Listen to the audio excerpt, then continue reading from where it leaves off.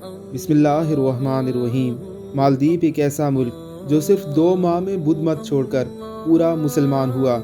مالدیپ بحرہ ہند میں واقع ایک سیاحتی ملک ہے۔ یہ ملک 1192 چھوٹے جزیروں پر مشتمل ہے، جن میں سے صرف 200 جزیروں پر انسانی آبادی پائی جاتی ہے۔ مالدیپ کی آبادی 100% مسلمان ہے، جبکہ یہاں کی شہریت لینے کے لیے مسلمان ہونا ضروری ہے۔ عجیب بات یہ ہے کہ مالدیپ بدھ مت کے پیروکاروں کا ملک تھا۔ صرف 2 ماہ کے اندر اس ملک کا بادشاہ، عوام و خواص سب دائرۂ اسلام میں داخل ہوئے۔ مگر یہ معجزہ کب اور کیسے ہوا؟ یہ واقعہ مشہور سیاح ابن بطوطہ نے مالدیپ کی سیاحت کے بعد اپنی کتاب میں لکھا ہے۔ ابن بطوطہ ایک عرصے تک مالدیپ میں بطور قاضی کام بھی کرتے رہے ہیں۔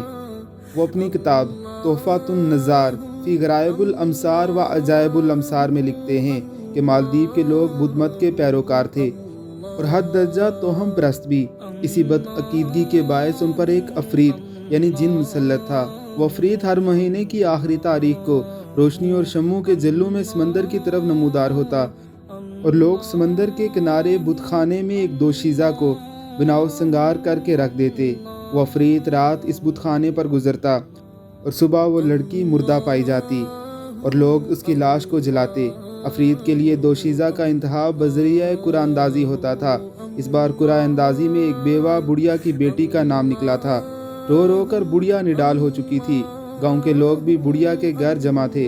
دور سے آئے اس مسافر نے بھی بڑھیا کے گھر کا رخ کیا۔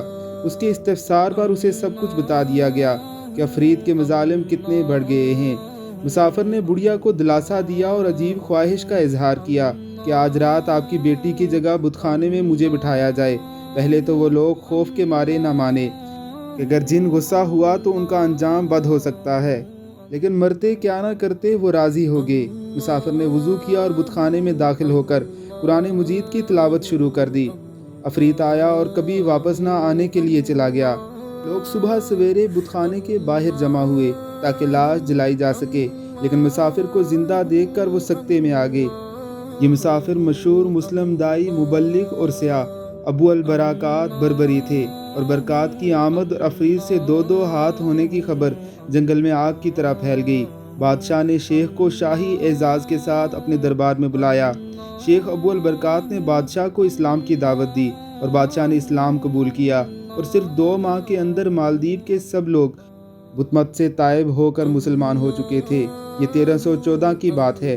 اس مبلغ اور دائی نے مالدیپ کو اپنا مسکن بنایا، لوگوں کو قرآن و حدیث کی تعلیم دی، ہزاروں مسجدیں تعمیر کی اور مالدیپ میں ہی فوت ہوئے، اسی مٹی پر ہی دفن ہوئے۔ کہتے ہیں کہ ابو البرکات بربری ایک شخص لیکن تنہا ایک امت کا کام کر گئے۔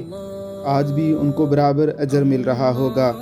اللہ رب العزت سے دعا ہے کہ وہ ہم سے بھی اپنا کام لے۔ آمین ثم آمین۔